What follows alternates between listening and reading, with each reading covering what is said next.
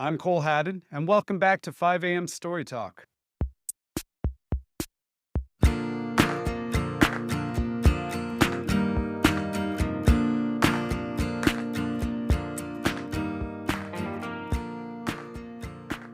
Welcome back, Story Talkers. Today I have something special for you as part of October's Halloween theme here at 5 a.m. Story Talk. It's the first part of a 4-part real-life horror story I often describe as a cautionary tale for screenwriters and artists in general about what can happen when all your dreams come true. A story so terrifying it became infamous in 2 different countries' TV industries. See, on February 9th, 2011, I took a general meeting with 2 producers and their executives. At the end of this professional meet and greet, one of the producers, call him Mr. Smiley, asked me, "What do you think about Dracula as a TV series?" This question set in motion the most protracted, creatively unfulfilling, and emotionally devastating experience of my career as a professional screenwriter. What follows is a blow-by-blow record of the conception, sale, outlining, writing, and straight-to-series greenlight of a television series called Dracula, the first TV pilot I ever sold. It would go on to star Jonathan Rhys Meyers as the titular bloodsucker, as well as other brilliant actors like Thomas Kretschmann, Jessica DeGao, Oliver Jackson Cohen, Victoria Smurfit, Katie McGrath, and Nonzo Inozi, and premiere on October 25th, 2013. Its first and only season, a co-production between NBC and Sky, ran for 10 episodes. Despite strong-ish international ratings, it was canceled in 2014 for a litany of reasons, many of which overlap with why I struggle to recall the Dracula experience without immediately cursing, which is an improvement since I used to be much more inclined to just weep at the thought of it. I share this with you now, in part because there is much for emerging screenwriters to learn from the development process I describe. Maybe it'll help you avoid the fate that befell me, which is worth the effort alone, I think. As for those not in the film/TV industry or aspiring to enter it, the tale I'm about to spin for you might, at first, seem so incredibly specific that you might assume it's not for you. I mean, how many of you even watched Dracula? I created the thing, and I still haven't seen every episode.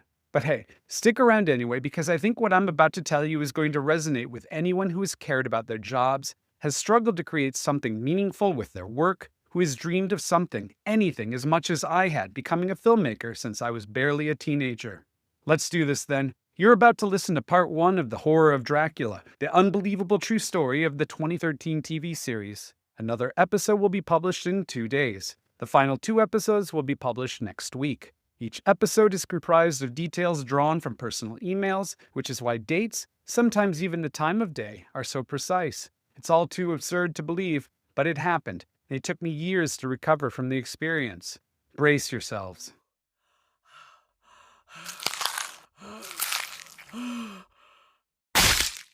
February 2nd, 2011. I take a general meeting with Mr. Smiley, a producer he's partnered with we'll call Mr. English, and their 2 executives. One of these executives will quickly move out of the story, as executives often do. The remaining one we shall call Mr. Candy. This is my first TV meeting, which I only realize after sitting down with the team. I'm a feature writer, and presume that's why I had been invited in.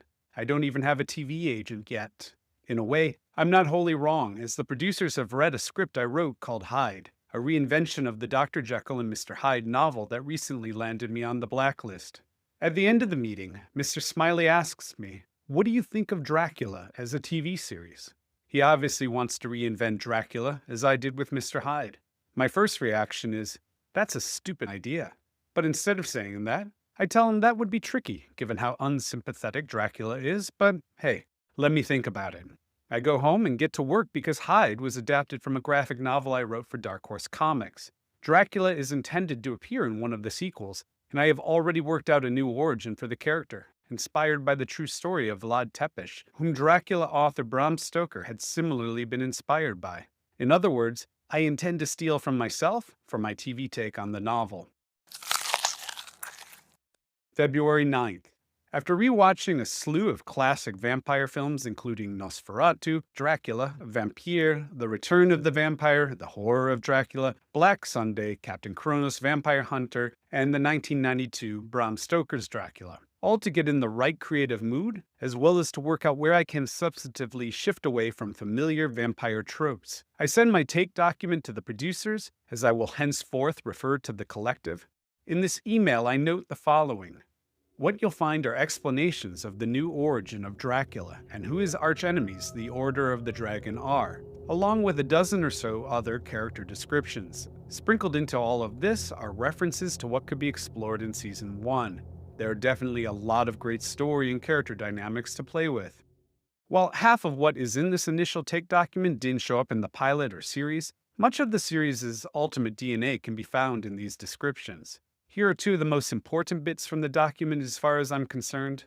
These are the 2 points that informed my reinvention throughout the development process. Point 1 is titled, The Challenge of Dracula. The novel of Dracula takes place over a relatively short period, perhaps the length of one television season. It involves the introduction of a vampiric monster, albeit a seductive one, into London society, his love affair with a young, engaged woman, and then his ultimate demise when that woman's friends and protectors hunt down and destroy him. Obviously, not the story arc of the titular character of a television series. To begin, Dracula's role as a monster should not be subverted.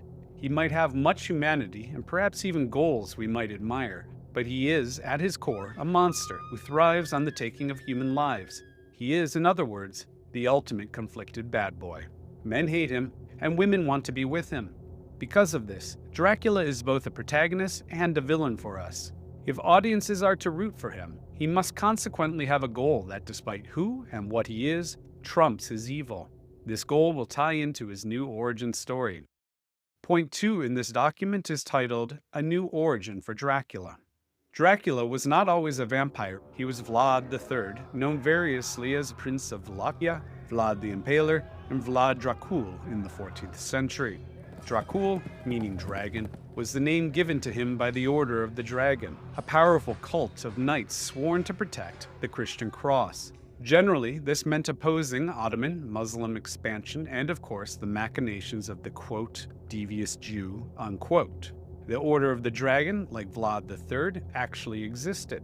As for where else we'll deviate from Stoker, Vlad Dracul aligned himself with the Order of the Dragon out of political convenience, to better protect his borders and strike back at the invading Ottoman Empire. His ambitions, however, grew to threaten the Order's ideas for Eurasia. He was betrayed, his beloved wife Ilona murdered before his eyes, and as eternal punishment, he was cursed as an enemy of God. The curse's effects, not understood by the Order's leaders, transformed Vlad into the living dead. He is immortal, but only if, like the Dark One, he feeds upon the life force of the living. Also like the Dark One, a master of lies, and thus the tools of deceit, such as hypnosis, altering his appearance and age, and changing physical shape, able to take the form of the creatures of the night. His only weaknesses are the sun that sets on evil, the tools of the church, holy water, the cross, and sanctified ground, and the loss of his head. Consequently, Vlad Dracul, now Dracula, became the arch-nemesis of the Order of the Dragon. To them, he now represents Satan incarnate, and thus must be destroyed. To Dracula, vengeance demands that the Order must be destroyed. Because of this dichotomy, many characters will find Dracula the lesser of two evils. As the proverb goes, the enemy of my enemy is my friend.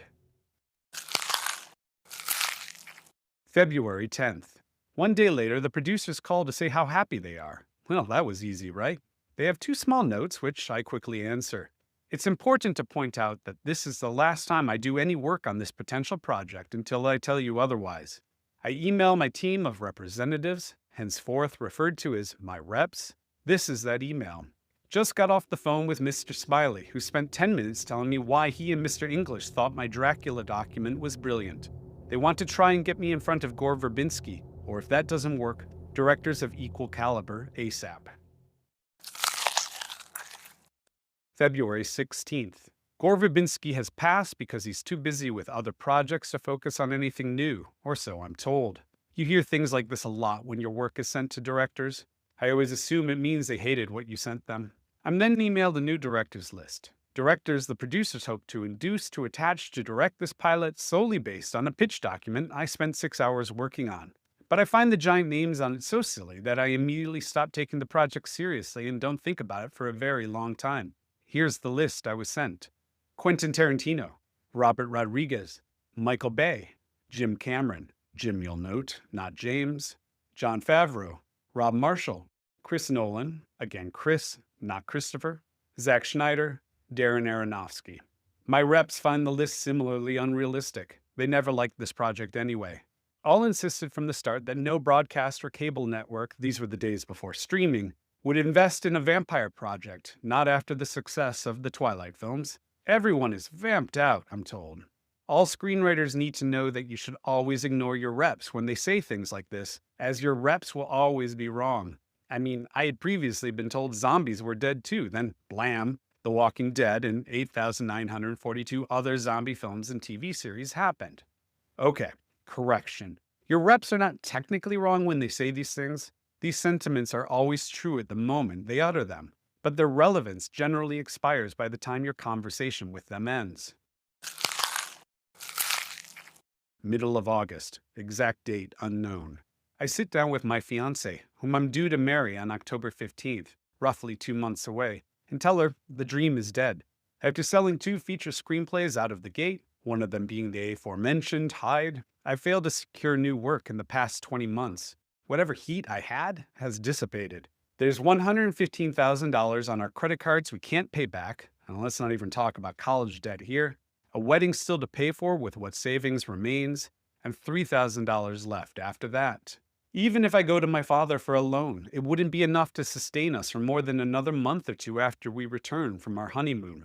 We have no choice but to accept we'll have to find a roommate to move into our 2-bedroom apartment's other room, our office, and look for gainful employment somewhere other than Hollywood as we hope for some kind of professional turnaround.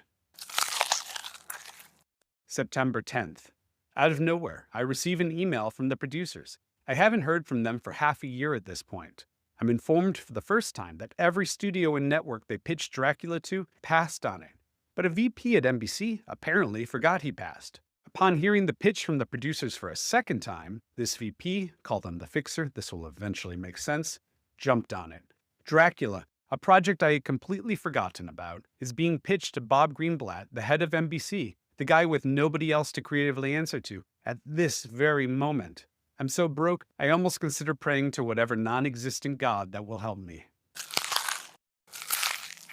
September 27th, 9:45 a.m.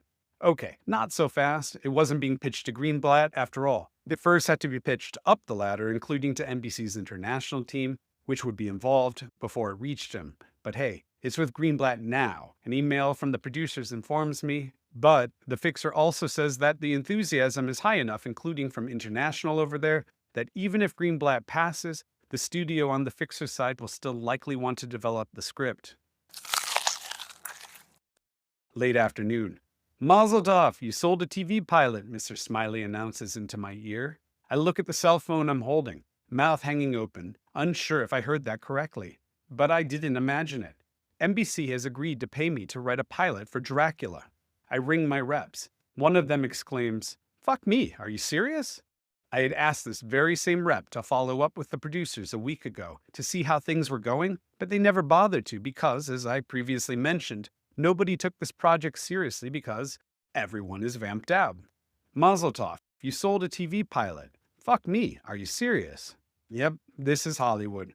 It really can feel like the land of dreams because with a single phone call, your whole life can change. But within 3 months, I will try to quit my own show for the first time. It will only get worse from there. That's it for part 1 of The Horror of Dracula, the unbelievable true story of the 2013 TV series. While it might not sound so bad so far, trust me, it's going to get so much worse. Feel free to laugh, because I don't know what else to do about the experience myself at this point. If you have any questions about what you've just heard, check out the show notes for links to the 5 a.m. Story Talk newsletter and Instagram page, where you should take advantage of the comments section on the posts about this 4-part podcast series. Now, if you enjoyed the episode, do me a favor and give this podcast a 5-star rating, or better yet, leave a "guys, you need to listen to this podcast, like right now" review on it. It's a great no-cost way to support the work I'm doing here. But if you want to hear even more from me, become a paid supporter of 5 a.m. Story Talk at Apple or Substack, links in the show notes.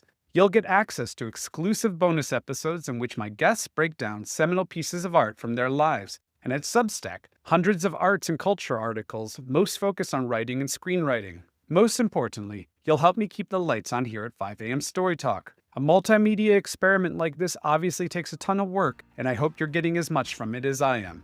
Okay, that's it for today. Come back in 2 days for part 2 of The Horror of Dracula. Make sure to subscribe so you don't miss out on all the bloody details of my slow-motion nervous breakdown and career train wreck. Thanks as always for being here, Story Talkers. See you soon.